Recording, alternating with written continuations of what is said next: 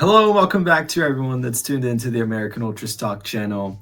If you're here, we commend you for staying with the USMNT, staying within the picture, and still somehow interested in our national team. But we're here for the long run. However bad it may get it worse. Who knows? But as you see with Braden, the trash bag is back out. That tells us everything that we need to know. We didn't do a match reaction on the Switzerland match. I mean, it was a disaster, completely a catastrophe. But just to lay out to you guys what we're going to be discussing in this video, it'll be a little bit more organic, more with some insight from inside, because Braden was there at the match, so he was able to see how things were. So at first, we're just going to lay out our thoughts on the match against Switzerland. Everybody knows how it went. It was horrible. Then we're going to talk about the players, go through the roster, and at the end, we're going to leave our opinion on the bigger picture, where we stand right now, what needs to change, and again, things that Braden saw from the inside, marketing wise, and USSF, basically the state of the union, as they say. Braden, you were there. Thoughts on what was, I think, one of the most embarrassing performances for the USMNT, especially for playing at home? Well, State of the Union is pretty fitting because actually 6 of the 11 players who started came from the Philadelphia Union system, which was, I thought, pretty interesting. But yeah, like you said, I have to apologize. Me being at the game was the reason we couldn't get a post-match reaction out. And I know a lot of you guys wanted a rant from us, but you're probably going to get a little bit of that in this video. So stay tuned for that.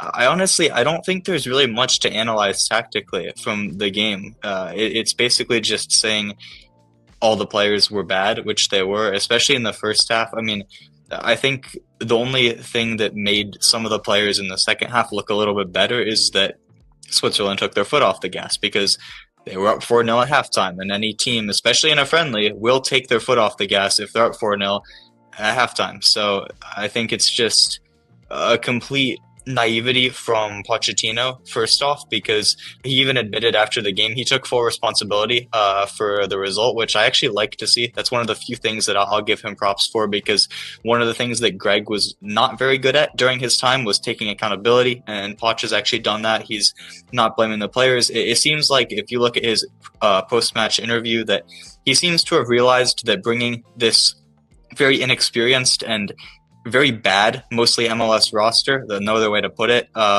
it was a mistake. He seems to be regretting not bringing some of the better guys. Obviously, we know there were some European-based, maybe bench players on the A-team that he decided to leave off of the roster. Of course, there's the whole drama with some of the A-team players and sitting out, and that's a topic for another video. But yeah, I didn't think there was much to analyze from the game in terms of tactical analysis or anything like that. I mean, Yuri, if you have anything, please go ahead, but I didn't really see much, honestly.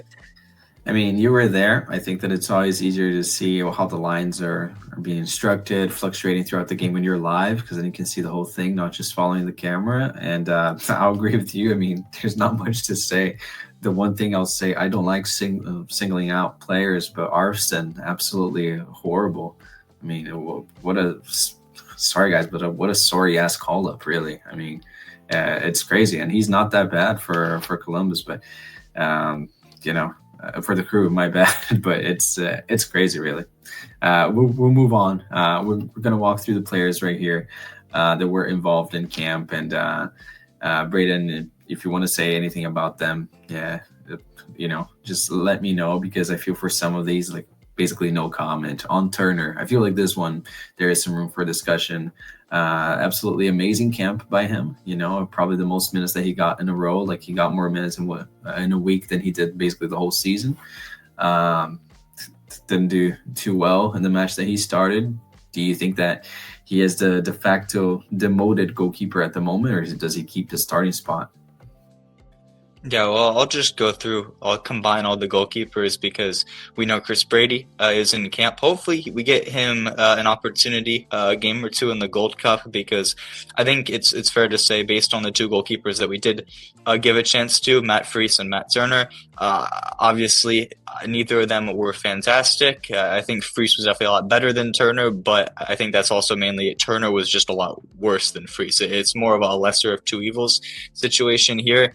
Freese, I will say, neither of the goals in the Turkey game were his fault. Obviously, we know what happened with the first one with the inexplicable Johnny pass, and then the second one I think was mainly on Miles Robinson, but also just a miscommunication for the defense. I don't think there's really a lot that he could have done in terms of the goals, but he also didn't really make many saves. I can only think of one off the top of my head, and it was a shot from outside the box that kind of just went straight towards him. Like, it had power. It was a good save. He did well to get it over the goal, but really not a lot that Freese did. Turner, I think we all know he's just so bad, and I do think that some of it is because he hasn't been playing at club level, but the reality is he just also is not a very good goalkeeper.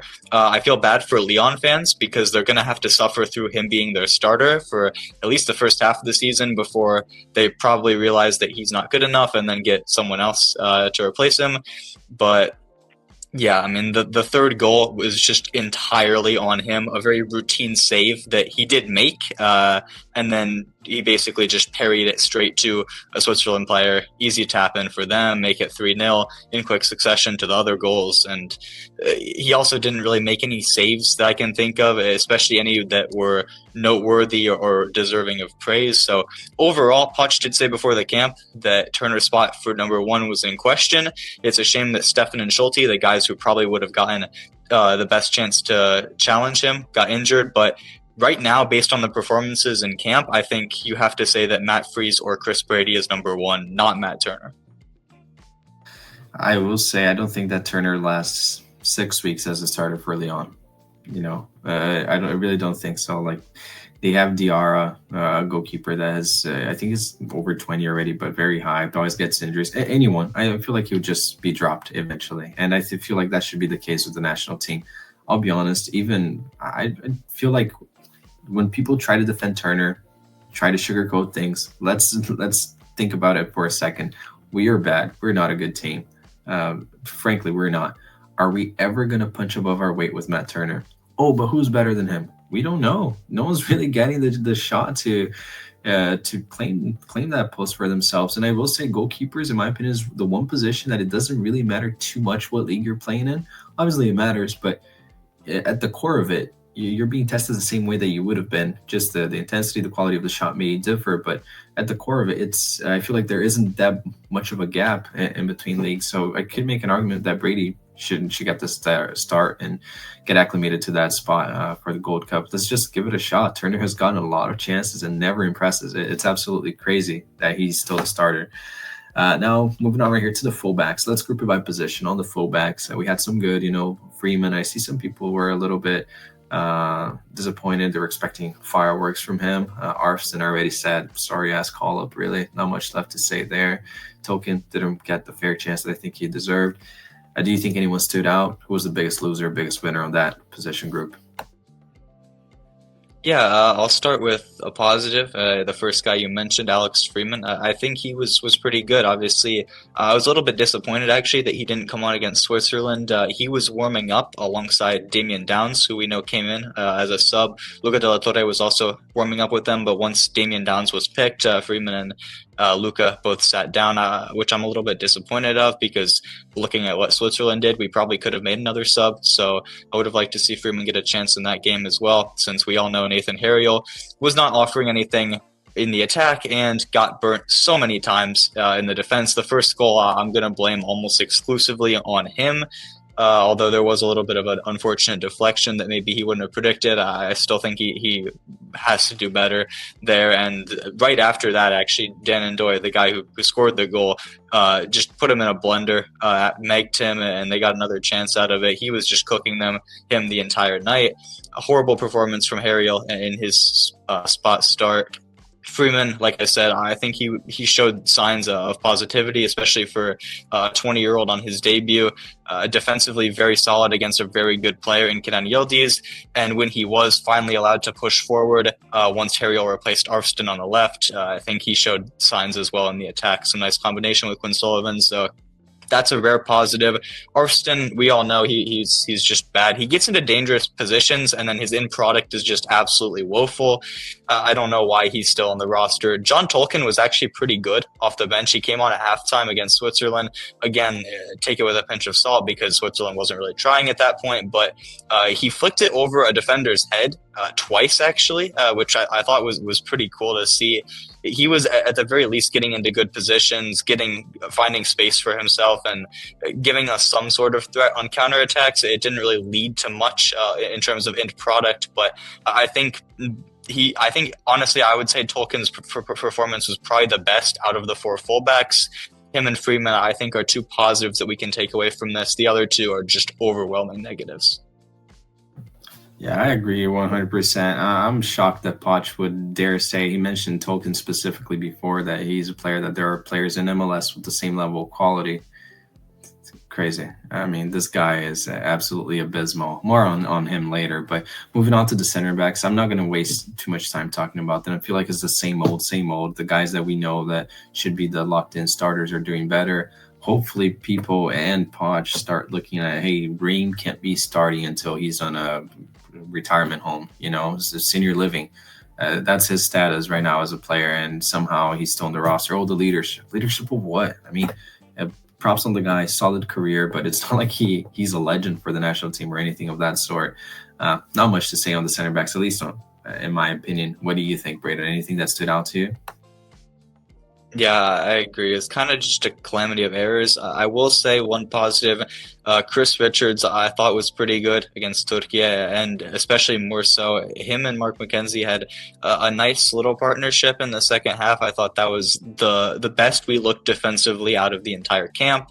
Now, that's probably not saying much, admittedly, but I guess it's something that you can take away because I still believe that should be our center back duo going into the World Cup, and I think that they should be the starting center backs for every single game possible in the Gold Cup. We need to build them chemistry at the end of the day because that is one of our weakest positions, and we need to commit to a duo, because if we don't and we keep rotating all of these horrible players, because let's be real, I like McKenzie a lot. I have a little bit of bias towards him as a Union product, of course, but he is error prone. I think it has to be said. I think if you take away that part, he's great, but he just he's good for one bad mistake pretty much every game.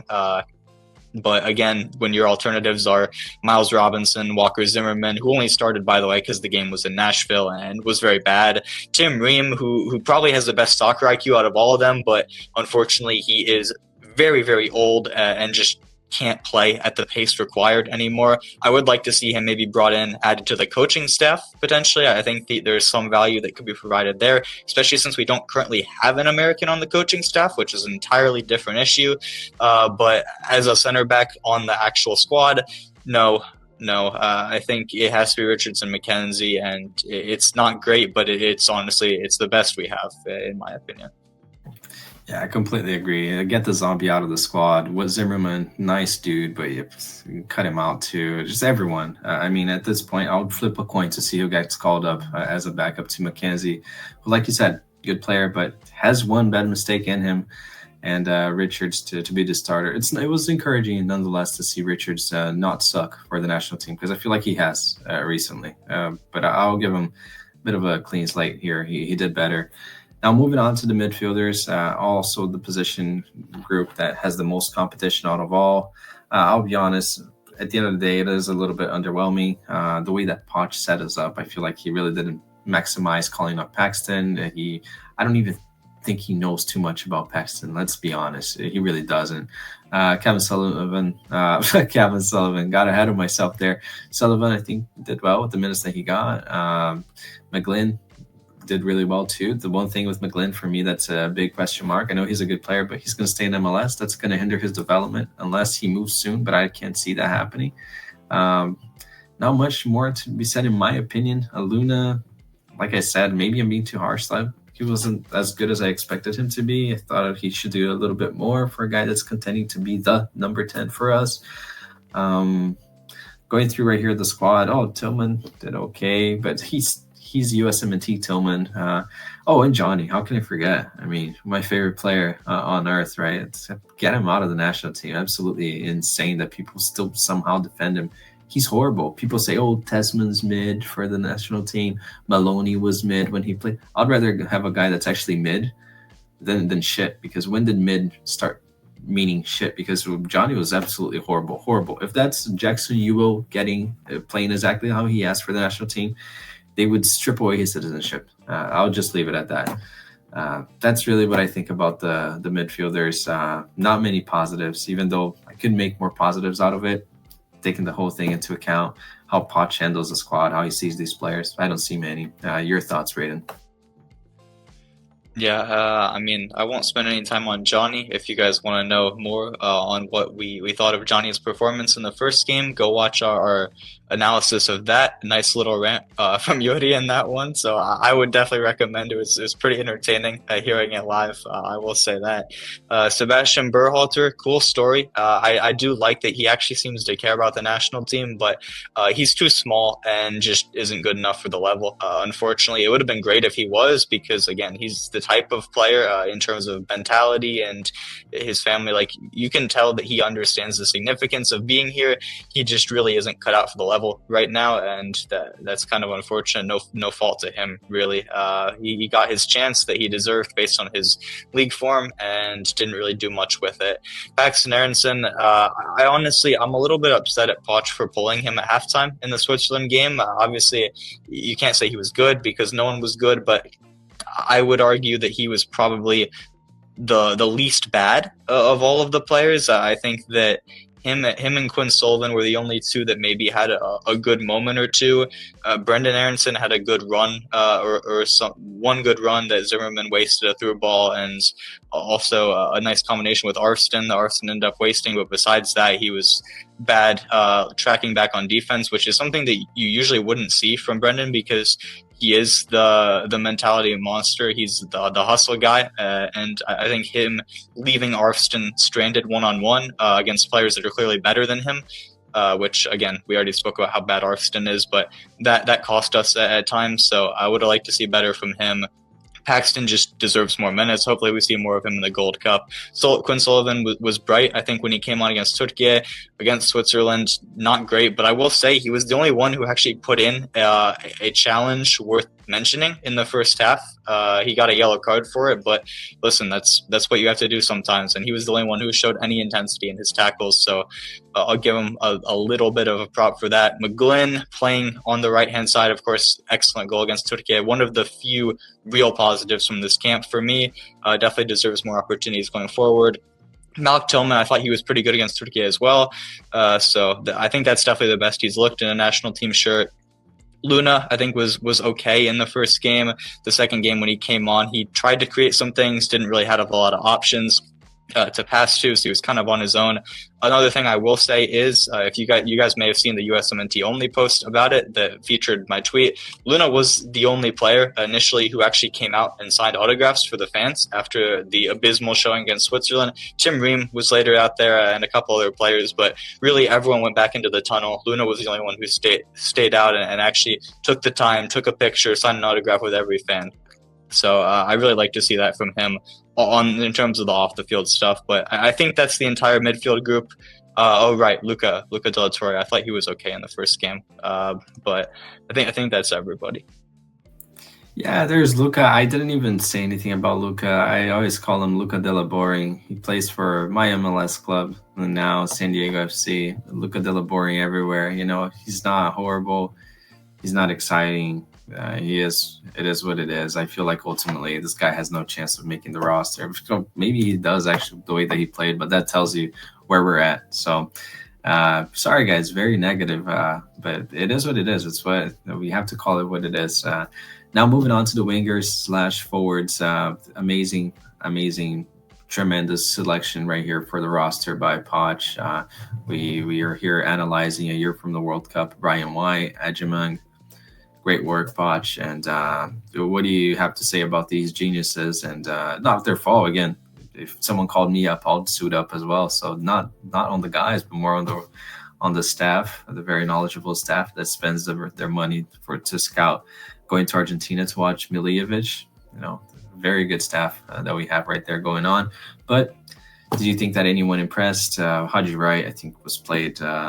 Should have gotten more minutes. I feel like overall it's just a mess of a camp, really. Now trying to go through it, I just think it's all a mess. No structure, no positions. Did anyone stand out for you? If they did, props to them. Yeah, listen, at least they actually accepted the call and showed up to camp, unlike some of our other players in our pool. But yeah, we'll get to that in a different video. But yeah, I think this is the single position group that you can say was managed the worst in terms of roster selection and just the allocation of minutes as well. I mean, Patrick Adjemang, he started the first game because it was in his hometown of East Hartford, Connecticut. Obviously, he has an incredible story going from a high school player to a Division III player to Division I to MLS, now to the national team. Great story. Very happy for the guy. Seems like a lovely dude as well. But he just is nowhere near good enough to be here. I mean, every time he touches the ball, it goes so far away from him. He doesn't have any technical quality. He's just big. And even in the game against Turkey, he didn't even really use his size effectively. He lost basically every single duel. And you would have thought that maybe Poch would have learned from that game that, hey, maybe this guy isn't the one. But no, he subs on for Brian White, who, by the way, did absolutely nothing. I don't know why you're trying to play to a 5'9" guy as a target man. That I will say that's a little bit unfortunate for Brian White, because that's obviously not how you want to use him. But there also really is no way to use him. He's a goal poacher, and when you get no attacks in the final third, which we didn't really, he's not going to have a chance to do anything. I think he turned the ball over 5 times in the first half out of like 7 or 8 times that he got it. So not great performance from him. I think anyone could have told you that he would not have been good. Same for Adjemang. Somehow Adjemang comes on before Damian Downs, before Haji Wright, off the bench in the second game. I just don't get it. This is the one where I'm thinking maybe that this is US Soccer or MLS making some sort of call, because you have to think that Pochettino, after seeing all of these guys in training, after seeing them for 1.5 games, surely he knows who the better players are. Like, he can't be that oblivious to think that Adjemang is a better footballer than Damian Downs or Haji Wright, who didn't even play at all in the second game, which is ridiculous. He didn't even start the first one. Nowhere near as many minutes as he should have gotten in these 2 games. Damian Downs, one of the rare positives from these 2 games is that he actually made his debut for the USMNT. Very well deserved. I wouldn't blame him if he never wants to play for us again and goes back to Germany, because that's probably what I would do if I was him, because we are just in a horrible situation. He didn't really have an opportunity to do much once he came on, but again, why is Adjemang getting subbed on over him? Why are these 2 players starting over him? It just makes absolutely no sense. That's all I have to say about these guys. I think that's basically everything. Yeah. I'll just defend Poch right here really quick. I don't think that Poch knew how tall Brian White was.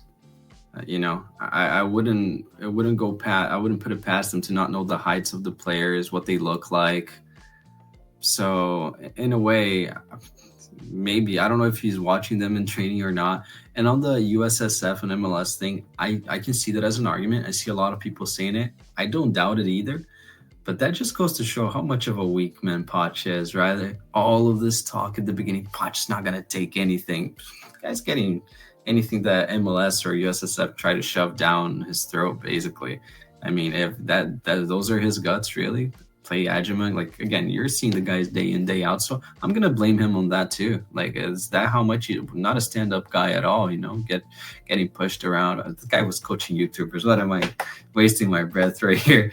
Now, talking about the insider, well, in your opinion, you were there, the atmosphere is always something that we touch upon. Do you have anything to tell us about that? What was the game day like, the atmosphere? Those are things that a lot of people don't get to live, because I feel like our fan base is sort of spread out. Obviously, we're a huge country. We're priced out of games at times as well. And thoughts on that, Braden, and the whole experience of being there game day and what you saw from USSF? Yeah, that's actually one of the things I wanted to mention first. Like you said, sometimes being priced out of going to games, and I think that showed very significantly at the game against Switzerland that I was at. There was not a lot of people there. Like obviously there was like a significant amount of fans, as you're always going to see at a sporting event, but if you looked around the stadium, like there are a noticeable amount of empty seats all throughout. And about the atmosphere, I'd honestly say there was a group of Swiss fans up in one section in the upper bowl that probably made more noise than the American fans did. Besides when we booed our team, that's the one time when we made the most noise. We started booing them towards the end of the first half, at halftime as well. Very well deserved boos, I have to say. So I'm glad the crowd actually did that. But yeah, the small group of Swiss fans that were there, they were great. Props to them. They were chanting most of the game, and deservedly so. I mean, their team played pretty well, so shout out to them. And just one thing I want to say about the federation here, they don't care about us at all. The kit that we wore for these two friendlies is called the Heartbeat kit, and I will say, very nice kit. Honestly, I genuinely considered buying one, depending on how this entire summer went. I could have been convinced to buy one, but after these two games, I think it's safe to say no money will be leaving my wallet based on that. Very nice kit, Heartbeat kit. It's made to honor the fans and to show the fans how much that we care about you. But in reality, they're setting ticket prices way too high. They keep reusing the same sites, so they're not letting fans actually get out to games that might actually want to. It's the same places over and over again. They're selling jerseys in the team store of players who are not in camp. Out of the jerseys that I saw there, I saw Christian Pulisic. I saw Tyler Adams, who was there. Credit to him for actually having some balls and showing up. I saw Weston McKennie. He's not in camp either, which, by the way, yes, he could have been there. I know there's the Club World Cup thing, but remember the Turkey game where his teammate, Kenan Yildiz, was playing against us? Yeah, he could have been in these two friendlies. Him, Weah, Reyna, Des probably could have been here. He was in the camp initially, but dropped out. Pulisic, of course, all of these guys definitely could have been here. And then I tweeted it out as well. There was a poster that they were handing out. It had 21 players on it, as well as Poch. Out of the 21 players, 13 of them were not in camp. Not in the roster at all, either not selected. Players like Tessman, Sargent were not selected. I think Scally may have been one of those as well. Or they just decided to not show up, like the guys that I just named. And then out of the ones that were in camp, you have Poch did not really show up mentally. Ajimong didn't really show up physically. Turner didn't really show up physically. Basically, you can keep eliminating players. There was only like 2 of them who actually deserved shouts to be on the poster, which would have been Tyler Adams and Diego Luna. Ultimately, I think it's just funny how they continue to market the players that don't care enough to actually show up. I mean, we saw this when the kit was announced. Pulisic was one of the main guys in the advertisements, right as the roster was announced, actually, that he wasn't going to be in it. So it's just example after example of the Federation not really caring about the fans. They just care about the money, guys. It's a reality. And yeah, it's a business, I understand, but you have to be cognizant a little bit of how your fans are feeling, and I think they are, but for the worse. I think they're just continuing to rub salt in the wound. It's like they're treating it as a joke, and honestly, it makes me really, really disappointed. And I will say, I know that a lot of people, and I can see this, it's definitely their route. It's just business. But these are the worst business people ever. I mean, I know that soccer is a good point of business because essentially at the core of it, you're going to have the loyalty of your fan base, even if you put a bad product out. But our national team, it's emerging. It's not like there's an established culture throughout the country and regardless, people are going to be buying every kit. They're going to be going to every match. No, it's not like that. Let's be honest. I mean, our league's a bit of a joke. It is a joke. Let's call it what it is. And these people in charge, they're not trying to scale the business where it becomes more profitable in the long run by growing the popularity of it, put it at reasonable prices, and they don't put into account that soccer is a very emotional sport. So a family going to the game and getting, even if it's for cheap at the nosebleeds and they get to watch a match, that's going to build the bond and that's going to guarantee your customer in the long run. So the people there, these are horrible business people. They really are. I mean, I would like to see what their plan is just fork out every penny that you can get from the people that can go to games and that's it really. No long-term vision. Anyways, one of the most questionable organizations that we can see out there. I think change needs to happen all throughout and on the fans too. But the fans are the least of the worries. Ultimately, the product that's on the pitch stems from what's coming up top. And we have, again, a coach that I will say the poster, maybe he picked the players based on their faces and he forgot that he didn't call them up, or he thought, like, maybe he thought Joe Scally was Brian White, you know. I don't know. I wouldn't put it past Poch. Like, he doesn't really know. I don't think that he cares at all. He's probably disappointed that he didn't get the Spurs job. More on that later. But anyways, guys, very negative video. But stay tuned. If you like this, make sure to leave a like, subscribe, share with your friends. We're going to be continuing to upload, even if it is for the laugh of it. So thank you so much for staying tuned. We really enjoy doing this. And stay tuned. We're going to have a video on the players that missed out on camp, since that is a big topic. We've seen the soap opera that is the USMNT, right? Legends talking about the players right now, and nobody has done anything. So that's it. Leave a like, share, subscribe, and we'll see you next time.